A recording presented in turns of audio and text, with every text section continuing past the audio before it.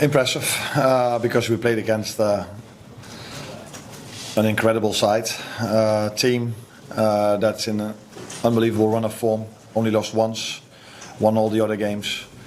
So yeah, if you then can win against them, but also with the performance we had, that's very positive. But apart from everything, we can say we beat them because of a set piece. So it's nicer to talk about this if you win, because if you lose, people come up with that I try to find excuses. But a positive set piece balance is the minimum you need to get a result 9 out of 10 times, and that's what we had today. You also won because you kept a second clean sheet on the bounce, and arguably Conor Bradley set the tone defensively for the performance as well. Just wondered then how much of the corner you feel has been turned in this season, if you can talk in that way at this moment now. So let's be clear, we had a very bad run of form in terms of results.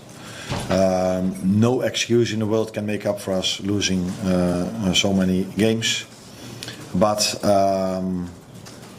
we had to play a lot of games in a small amount of time. We have not hardly any rest in between when we then faced a team that had a lot of rest. Tonight we played against a team that played on Saturday as well, so the both of us had 2 days rest. Then it's helpful to play in a home game, because from the last 8 I think we played 6 away from home. So the fans can give you just a little bit of an extra edge if you are maybe a little bit tired. Conor was outstanding, was very nice. Last season he was outstanding against Real Madrid, but he had to go off after 80 minutes because of an injury. And now 3 days after he played 90 minutes against Villa, he again played 90 minutes with incredible intensity against Vinicius. I told the players before the game they've scored 26 goals in La Liga. And Kylian Mbappe and Vinicius have 24 goal contributions together. So if you want to have any chance of winning a game, you should defend your set piece as well, because that's the way teams score. But great individuals can score goals as well, and these two definitely can. And Conor defended very good against Vinicius. When you see the game out as well, how much of an extra edge did the fans give you with the introduction of Trent? Because it seemed to make the atmosphere even more intense when he was introduced into the game. No, I was impressed by the atmosphere throughout the whole 90 minutes, even before the game already. So I think the fans helped us over 90 minutes, and not only that time when Trent was on the pitch. Did you speak to Trent as well?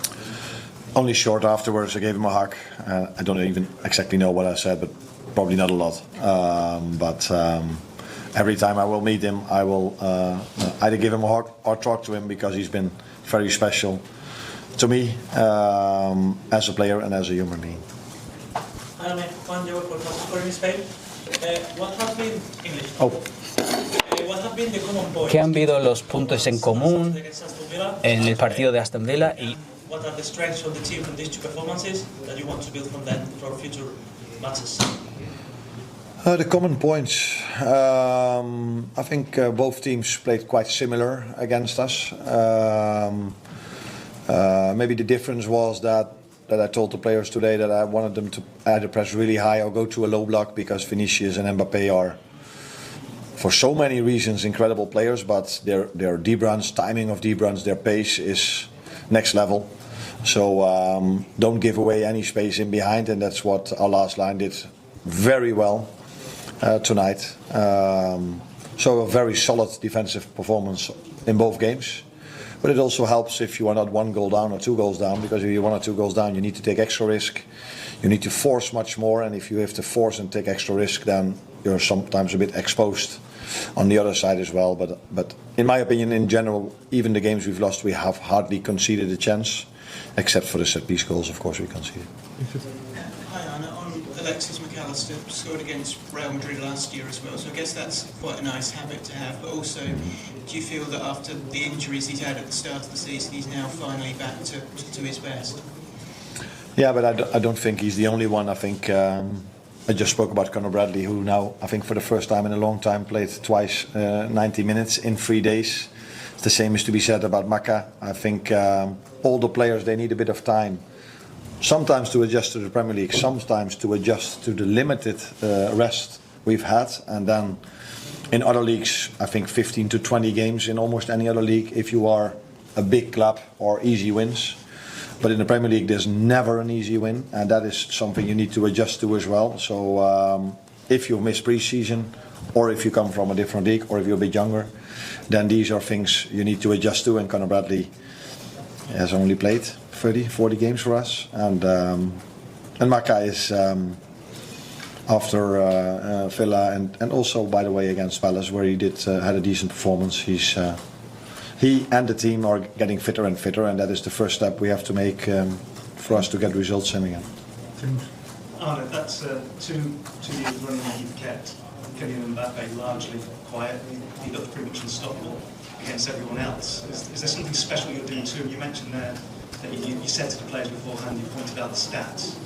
Is that what you have to do in terms of keeping them focused? Yeah, and I didn't even tell them that in the Champions League he scored 2 goals against Marseille and 1 goal. He didn't score the goal against Juve, but Vinicius was the lead up to that goal, and I think he scored 3 against Kairat Almaty.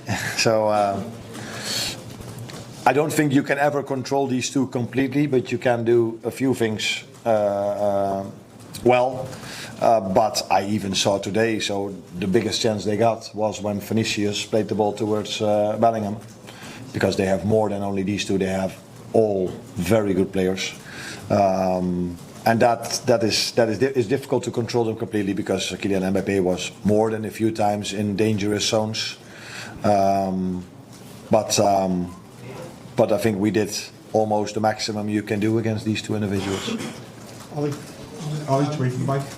Look at Mike here. You've been asked a number of individuals. Could I just ask you about Florian Wirtz, because he had a big moment to recall him, and he had a very good performance tonight as well. Do you feel like this kind of game suited him technically, or was it just a case of him playing to a high level? I've said it many times, and I can say it one more time, but it's all up to everyone else to have a different opinion or the same opinion as I have. But if you come from a different league and you have to play every 2 days, and there are so many away games need to be played against certain style of plays, you need to adapt to that. And that goes almost for everyone, let alone for a player that's 22.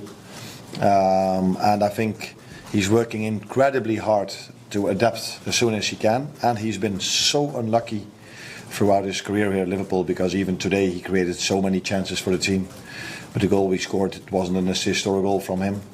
So I wouldn't even say give him a bit of time, because we gave him already that time to adapt. I played him many times for him to adapt to the Premier League, but I didn't play him every single game, because that's not what I do with almost any player, but also not with players that either miss pre-season or very young or come from a different league, and they need a little bit of time to adapt. If you have 2 days of rest after the Frankfurt game and you have to go away to Brentford, that's different probably than go away, have an away game in the Bundesliga or in the Eredivisie or in any other league in the world, because this league is the best paid league I think in the world, over 20 teams, so you can understand that so many great individuals and athletes are playing here, mainly from 25 to 30. And at some teams you'll also see 22-year-olds.